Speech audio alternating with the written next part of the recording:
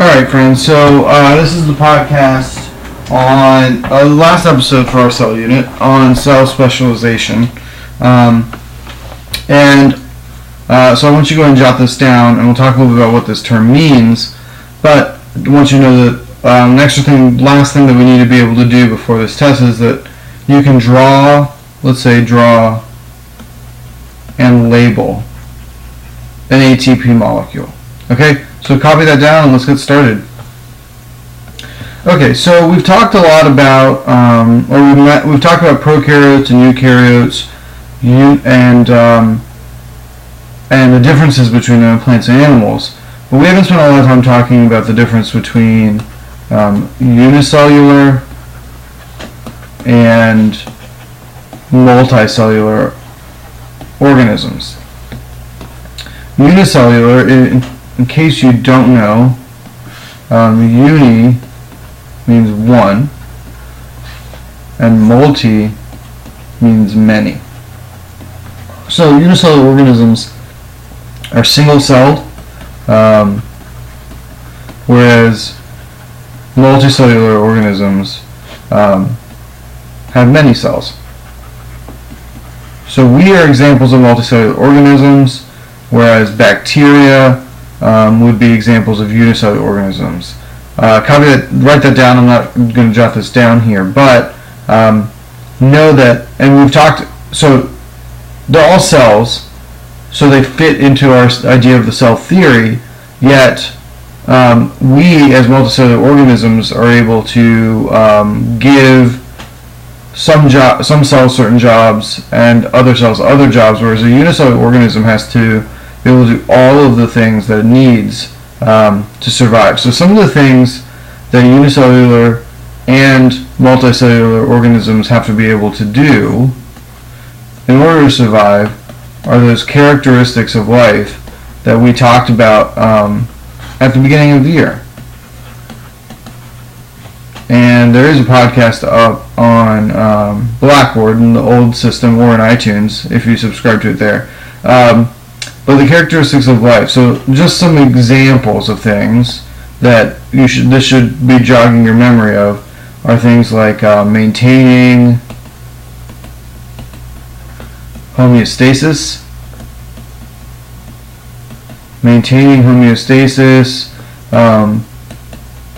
nutrition, or eating, consuming food or energy. There's reproduction. There's adaptation in terms of evolution. There's growth and development.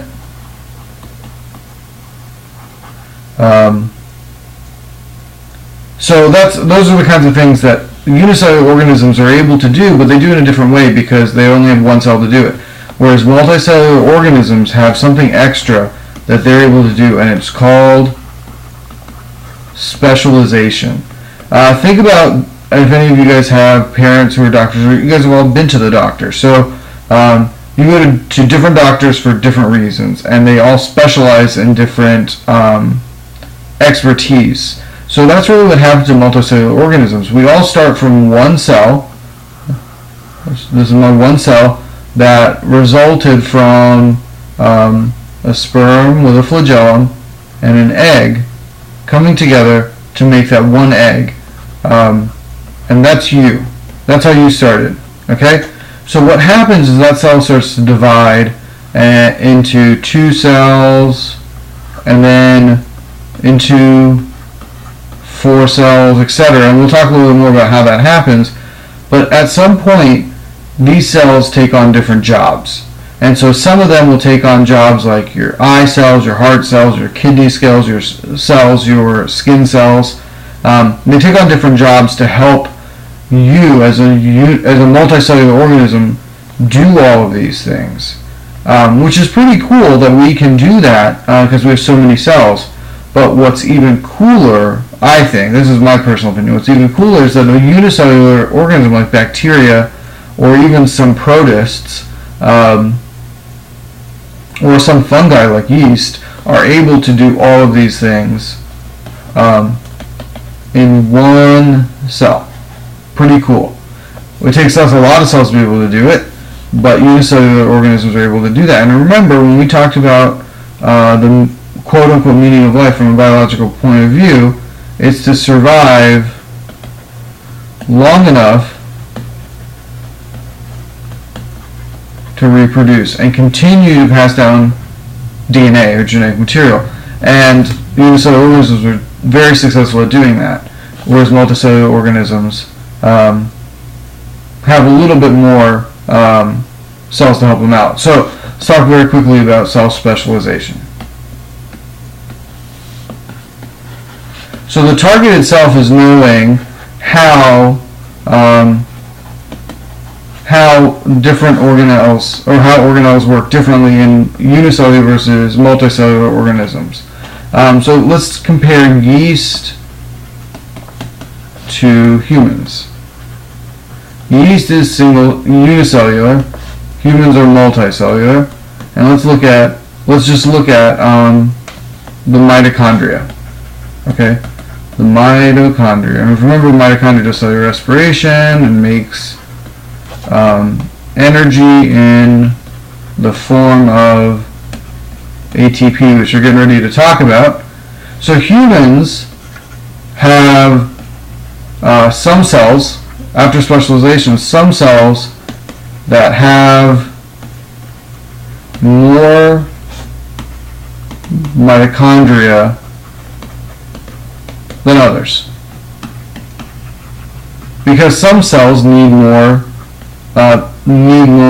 ATP. So there's a higher need for ATP, whereas some cells don't need as much ATP.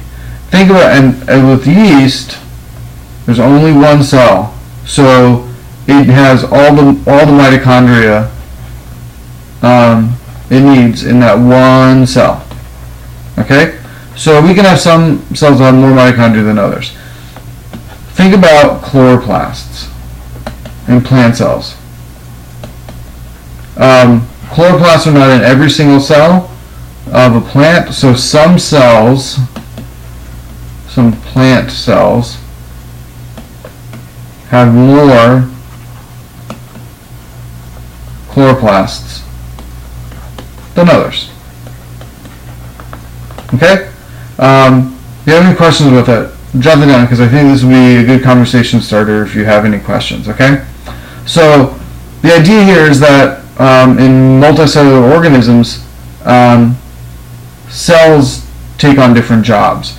And that diagram that we have, that you've seen in your textbooks in years before, the one that we draw in the first podcast of this series, is a standardized or quote-unquote average animal cell, whereas we have some cells that are just really long, like nerve cells. We have other cells that are muscle cells that look very different than that. We have other cells like your eye cells that are even different than that. So they don't all look the same. They don't all have the same organelles or the same number of those organelles. We might even have some cells that have more than one nuclei, which is kind of interesting as well. So there's a lot of specialization happening, and what we've talked about so far is what's inside of a cell is just kind of the average cell, just so we know all the parts, or the basic parts rather. Okay, so let's go on to the next target, the extra one about drawing ATP. So ATP stands for adenosine triphosphate. ATP. And the structure of it is pretty basic. I'm going to draw a very standard version of it. So we've got, let's say this is our adenosine, and then we've got how many phosphates? We've got 3 phosphate groups. 1, 2, 3. Okay?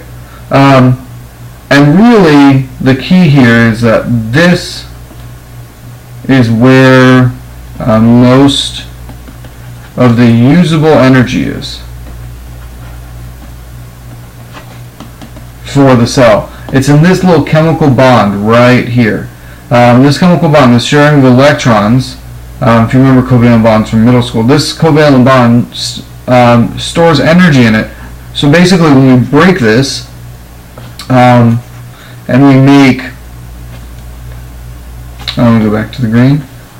We have a free floating phosphate, not bonded to the ATP. And then we have our two P's that are bonded to an adenosine. We have a DP, or adenosine diphosphate, from the ATP, but the other thing that's come out is energy that we can use, or that we have used. So that's really how it breaks down, but what's interesting is that cellular respiration is what ties it back and puts this free-floating phosphate onto ADP to make ATP, so it stores a lot more energy in this chemical bond between the phosphate groups. Now here's a little more stylized drawing of, or better drawing of, our ATP molecule. You should be familiar with both the drawings, but this molecule right here is a ribose sugar. We'll talk more about that in a couple of units, but that's ribose. It's a sugar. Here is our adenosine. You might remember A's, T's, C's, and G's from DNA. This is the same molecule, but this is not part of DNA. We've got our adenosine, we've got our ribose, and we've got our 1, 2, 3 phosphates. Okay? So, what I want you to be able to do is go back to, back to our target sheet and make sure that you can do,